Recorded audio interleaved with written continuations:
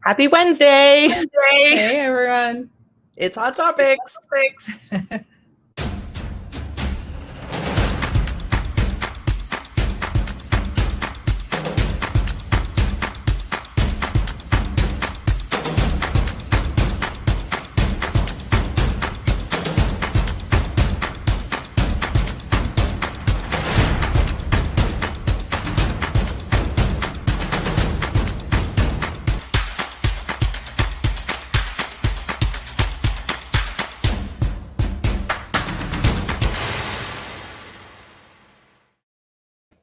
Oh, that music gets you going. I like the glasses. And now we can't hear you. You're muted. That's not good. You were fine before I pressed the music. I like it when she starts talking, and I'm sure she's saying something very important, but now she's going to leave and come back. And we're going to see if that makes the audio any better. Let's find out.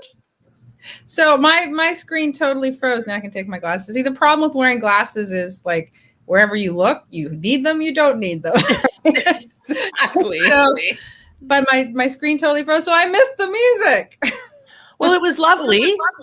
I was dancing. It gets you moving. It gets you grooving in the morning. I love that beat. It's all good, but you're back. Your audio's back. We're a little echoey this morning, but we're just going to try to work through that. Yeah. So, the good news is, well, what I thought was now that school is over, that all the internet connections would be good because the kids are off it and they're sleeping. They're sleeping. That would be great. Exactly. So, yeah, I don't know what's going on. I think it's just... I don't know, hiccupy. It was actually really funny because yesterday I received an email from our service provider because we have the same cable service provider. And it was like telling me all the different upgrades and stuff that they did over the last few months. I'm like, I didn't see any of those upgrades. Neither did I. I didn't experience anything. So anyway, well, we did not go live on Monday. We had a little bit of a crazy day. We we're not able to do our master at Monday, so we're actually doing that on Friday. So our week's a little bit hiccupy, but as we've always said and as we've always trained, when you're not prepared to go live, don't go live. Yep. We were in a place that had no air conditioning, and it was like, and the internet service wasn't very good. Yeah, so we just couldn't. I mean, it would not have been our best. It would not have been the best experience for the people who are viewing. So sometimes, even though the best laid plans, you need to make choices in the moment. I think we made that one about 15 minutes before. We're like, we just can't. Like, this is not. It was not a good situation. It's always fun when, so we went to for those guys who saw my feed on Instagram, we were in Shirkston Shores. And we have a rental. We got a rental property there, and we were setting it up. But occupancy really wasn't until today. So there was no air and no water, which is not a good thing. Two very important things in the summer. So, it was a comedy of errors, and internet wasn't working. And, you always go into it thinking that you're going to walk in and everything's right. So, and I know better. We know better. Yeah. We always know, we know that no matter what you say, it's never going to be as smooth as you think. And so it's interesting that sometimes we just forget because we just walk into it knowing that, oh, no problem, we can do this. And then we forget that, you know what? Not everything's in our control. Right. No, not everything is in your control. And sometimes things happen like I dealt with over the weekend, which was all of a sudden our bathroom ceiling was leaking. Right. So that's always fun. Yeah. So thankfully for a very good friend who recommended somebody that actually came on Saturday night, a plumber, to figure out what the issue was. He stopped where the leak was, learned more about plumbing than I ever cared to. And then he started tearing down drywall. And then of course we had a couple of people yesterday. So I do want to tell you the story.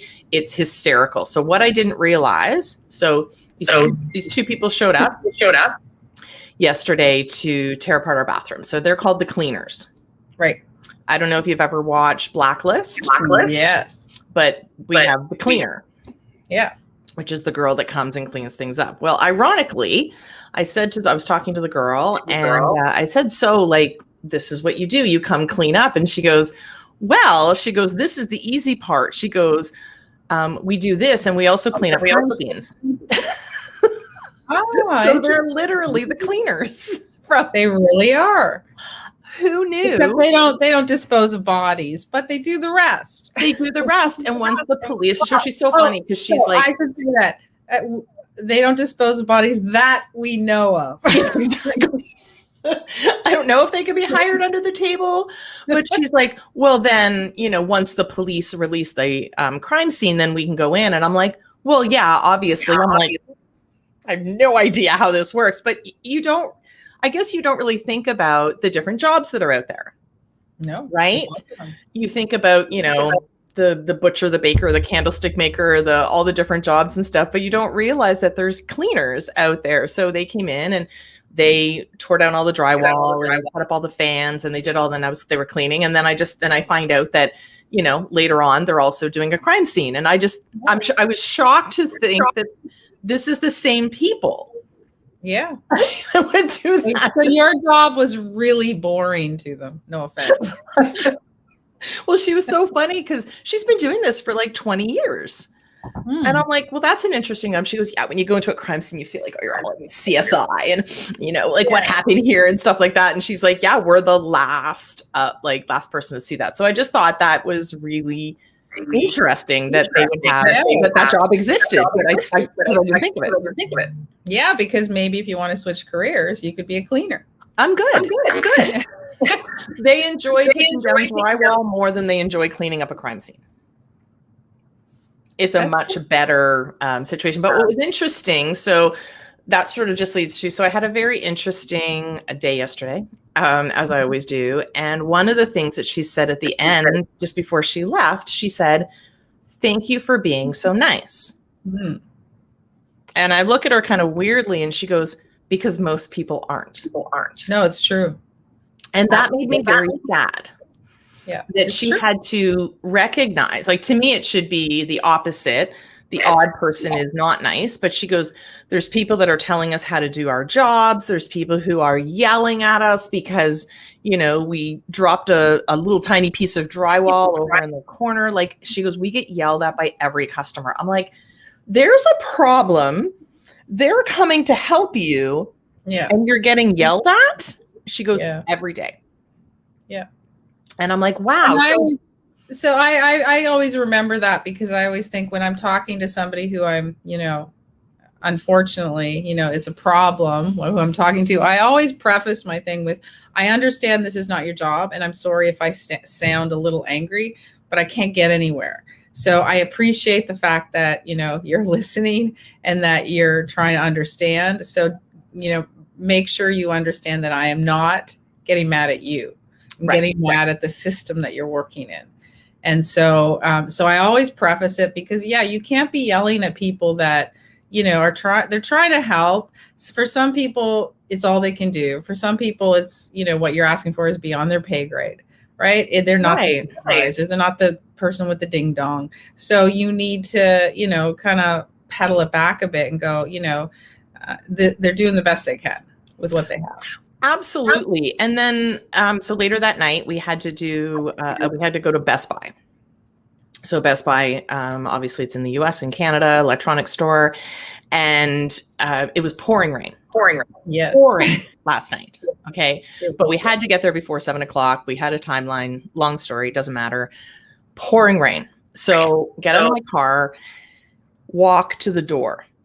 Pouring rain. I am now drenched from head to toe just from walking to my car to the door, but I can't get in because there's a security guard saying there's too many people in the store because we're still under regulations and stuff like that. They're only at 15% capacity. They're moving to 25 today. Didn't help me. So I'm standing outside. So I find this corner. So I'm like, okay, well, let me know. I'll just stand over here in the corner where it was the driest. It was still raining on me, but it wasn't like pouring on me. But now I'm literally like soaked head to toe. So anyway, he felt bad for me a couple minutes later and he let me into between the two doors to stand and wait because I still couldn't go in the store. When I got there, there are 10 guys, brutally looking guys, standing there waiting for the rain to stop. But I couldn't get in because they were there because of capacity issues. So I look over at them. I'm like, you realize I couldn't get in the store because you guys didn't want to get wet, right? Like they look at me and I'm drenched. So I make a joke to the security guard. I'm like, oh, thank you so much, whatever. And he again says, thank you for being so nice. Yeah. And I'm like, and I look at him and I'm like, pardon? He goes, you have no idea. Because I can just imagine a situation where he had to say, I'm sorry, you can't come in because of capacity issues. Yeah. And he gets yelled at, but he's just following the rules. Yeah. I mean, it's not his decisions. And that's the problem people don't understand. The first face is usually not the person that's making the decisions. Well, because he's like, if the police showed up or anybody would ever checked in and the capacity was over, their store would have got shut down. So he's just following the rules. He's just doing his job. That's his job. He doesn't, you're right. He doesn't make the rules. He doesn't make the decisions. He's just doing his job. There's no point for me to go in and yell at him because I'm wet. I made the choice to go there when it was raining. Now, I will flip that, Stacy, and say there are a lot of people that don't do their jobs. So there are people at the doors that are supposed to one out, one in, and they're talking to somebody and they don't notice somebody coming out. Right. And then they say, the person at the front, which I've seen, the person at the front of the line is like, but somebody just left, well, I didn't see it. Well, maybe if you've been doing your job. He was very attentive. He was literally looking. And like I said, I did say something to the guys. I'm like, I couldn't come in because you guys wouldn't leave. There's other people that want to come in. You need to go to your car. You're not made of sugar. You'll be fine. Right. But he didn't. And he just said, like, every day they're getting yelled at. So I agree with you 100%. If you are doing your job well, you shouldn't be yelled at. Absolutely. And that's, I guess, the point I want to make sure that people understand is, I'm always incredibly nice to everybody that does their job.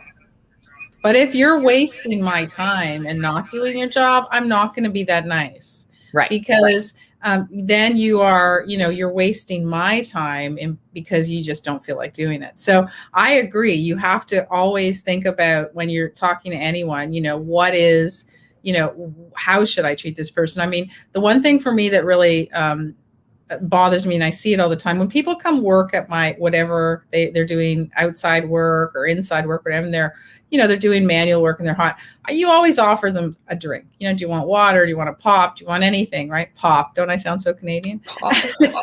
Not so bad. And, and it bothers me when I always see that, like, especially up north, when I see people working on somebody's property all day and not once have they been offered a drink. Right. And that's just common sense, right? And when you offer it to somebody, they always go, wow, thank you so much. Yeah, I'd appreciate a water, because they probably brought some, but they went through it all, right? Well, I think you said that one point that some of the workers up there, and you offered them water, and they were like, nobody ever offers us water or coffee. That's what it was. No one's ever offered us coffee before. Yeah.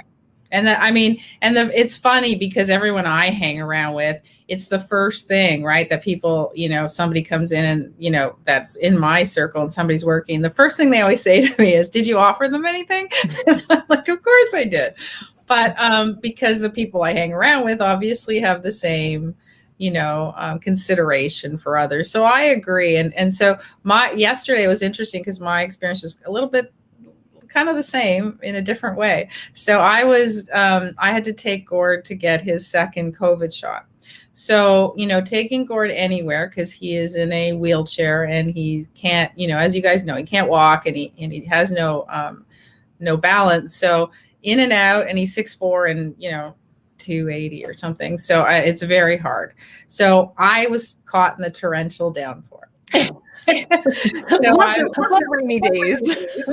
So I got up to the hospital and there's an overhang. So I was able to, you can't park there, but I was able to get him out.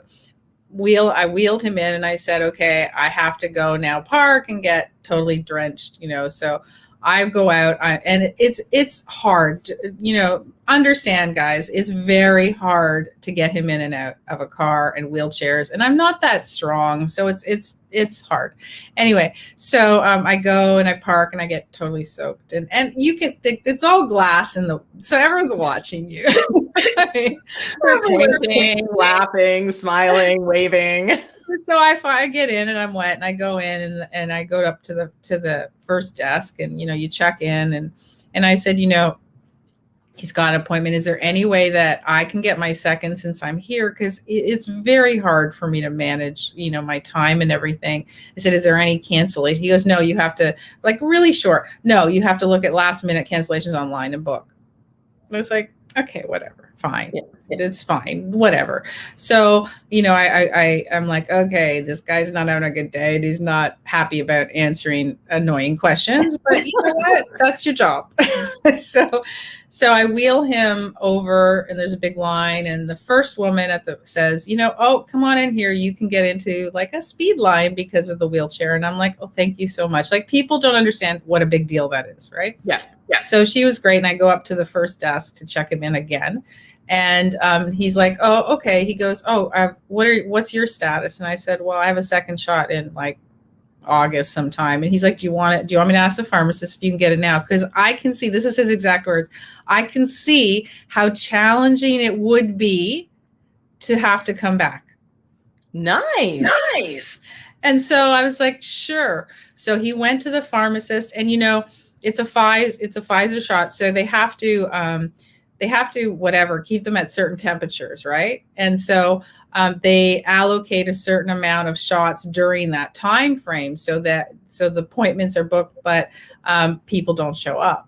Unfortunately. Right. So he went and he came back and he goes, no problem. The pharmacist can let you in. So we got our shots. Everyone was incredibly nice, incredibly helpful, understood the situation, helped me wheel him after the shot into the waiting area that you have to wait for 15 minutes. And I sat there and I thought, like, the guy at the front was a jerk.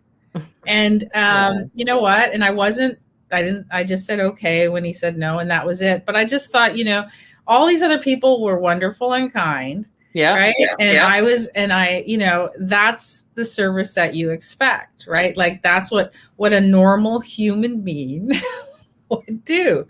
So sometimes you go, just like we go out of our way, and it's not really out of our way to be nice, right, to people. This guy goes out of his way to be a jerk, right?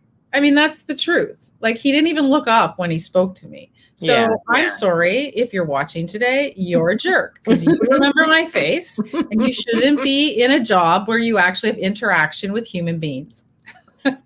Yeah, exactly. But I think you're right. Like, you were very grateful. And I think that's the difference. Like, you show a little bit of compassion to somebody either way, like either in the service or as a customer, like you're kind of like a customer yesterday. If you show a little bit of kindness, unfortunately that's, you had that first person, but everybody else along the way, you showed compassion, you showed human decency. All of a sudden they're like, oh, let me see if there's an option here. Right. And that can change your entire day. Absolutely. Right? So one interaction can change your day. I could have went from the whole story was what a jerk this guy was. And, I have to go back in August and all this stuff. And I never expected to actually be able to get a second shot yesterday. It was one of those things that just happened when I was there. I just thought, oh, I might as well ask. Right. And so it went from, being with him and he was a jerk to being like, I had a great experience after. So it changed my day to have, even with the rain and I was soaked and it was challenging. And all of a sudden I was okay. I was like, oh, I had a great day because I got something accomplished that I wanted to. And that was really cool that people helped me out and moved me down that direction. So, I mean, one little thing, one little tiny human kindness can completely change your day. And, and I've, as you guys know, I'm challenged right now with help for him. And, we have a lot of issues with home health care and all this stuff. So it was a really tough day before we left. But after that, it just seemed to be so much better because you sit there and you go, yeah, there's actually people in the world that are nice. Well, and you sometimes realize when you're interacting with people, like, do people forget like just the basics of human decency and human interactions? Like, yes, it's somebody's job, but they're still a human being. Right. Like, he was super nice. Like, the security guard that I dealt with yesterday, like we kind of joked back and forth. He made me feel better considering I was soaked. Yeah. He was joking at the end of his shift, and I've seen it through customer service when we were paying. I saw this poor woman behind the counter trying her best, and this guy was like holding up the line. He was getting mad at her. He had to go get, I don't know, he left. He's like, well, I'll be back in a few minutes. I'm like, there's like 10 people in line. What do you mean you're going to be back in a few minutes? Right. He was really stressed. And so I just made a joke to her. And she goes, we just deal with this every day. So it kind of made me sad to think that we've forgotten human decency and we've forgotten human interaction. Like I said, look at you yesterday. Like, you know, you show some kindness and people react to that, and they saw that you were. And the first thing out of my mouth, each one of them, I'm like, what's your name? Is there somebody I can tell how great you are? Like, that's what I do. Yeah. Right? So even like last night, as you know, Stacy, I was on with our software provider and we had a challenge with something in the back end. And, you know, Stacy and I are both really good. So if we can't figure it out, that's the only reason we go to tech, because we rarely go and ask somebody to solve it for us. So I had 3 people in a row that was like, oh, no problem, we'll fix this. And then when they couldn't figure it out, they either dropped my chat or they sent me a generic link saying, well, this is what you need to do.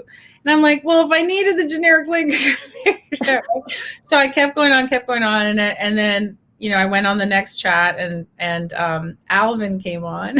He was like, how can I help you? And I go, well, you're number 4. So let's see. And I explained it to him again. And he goes, hang on a sec. And he goes, boom, boom, boom, boom. He goes, okay, no problem. And I'm like, no. And he goes, I was 4 hours, right? I was going back crazy. And he's like, it's fixed. And I'm like, it's what?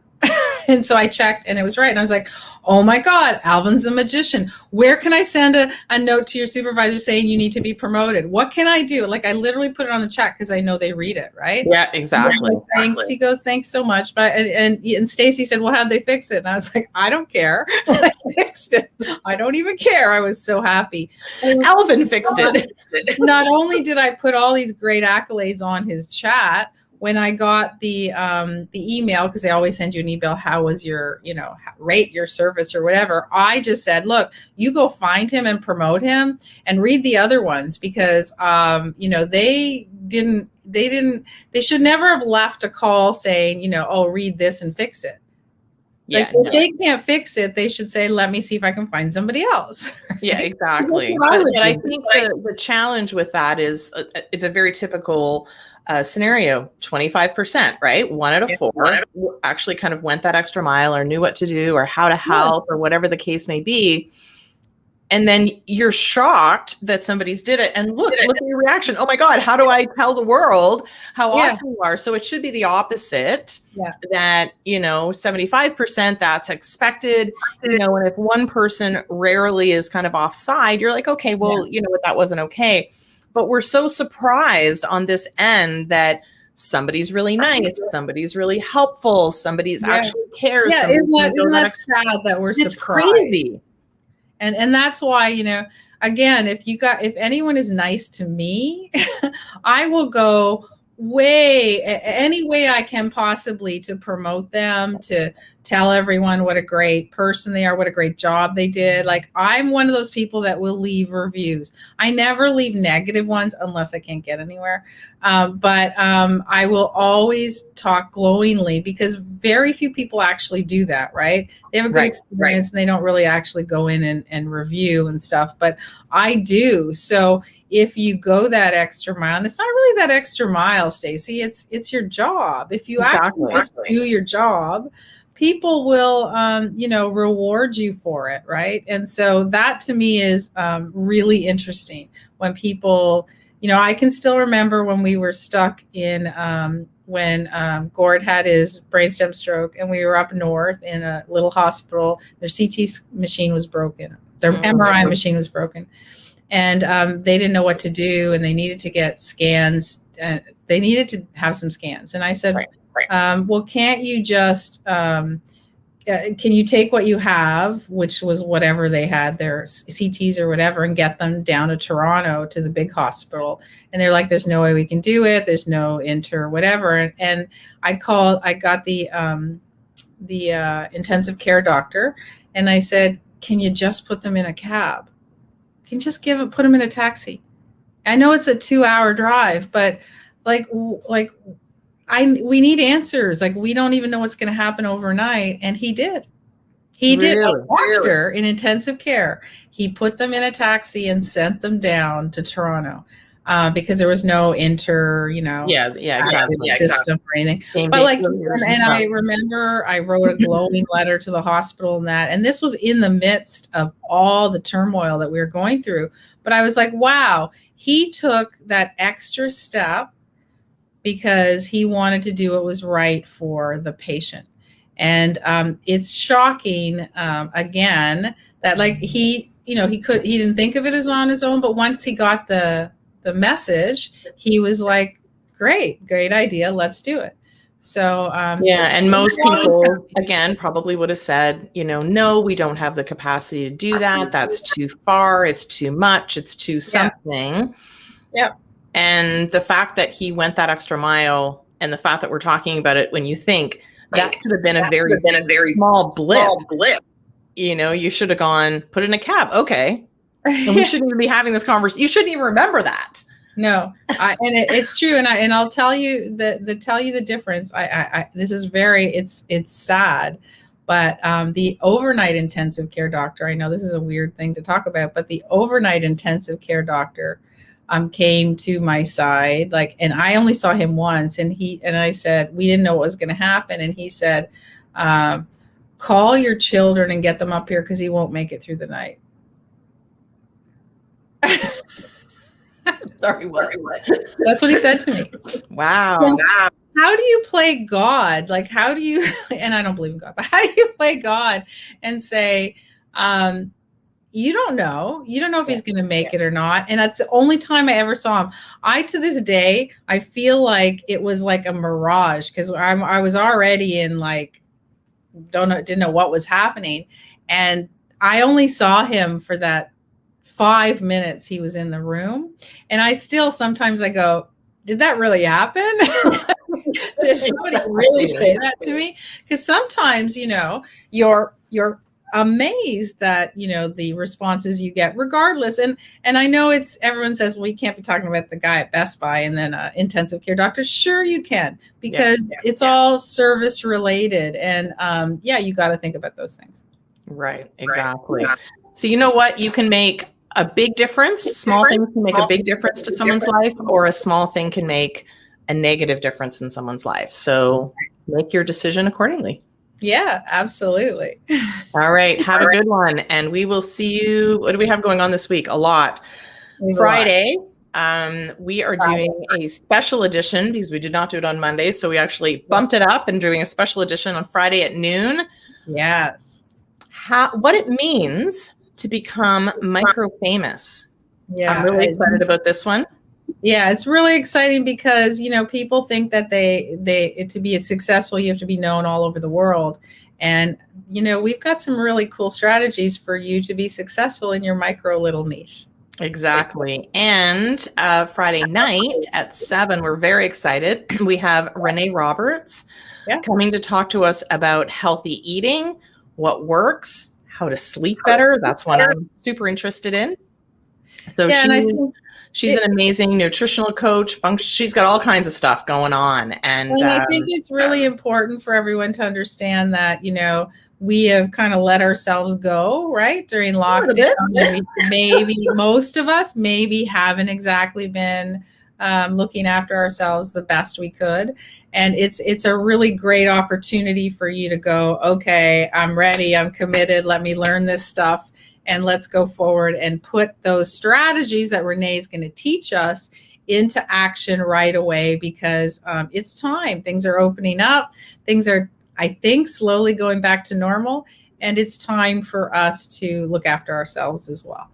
Exactly. So lots going on. For those in Canada, enjoy Canada Day tomorrow. And we will see you on Friday.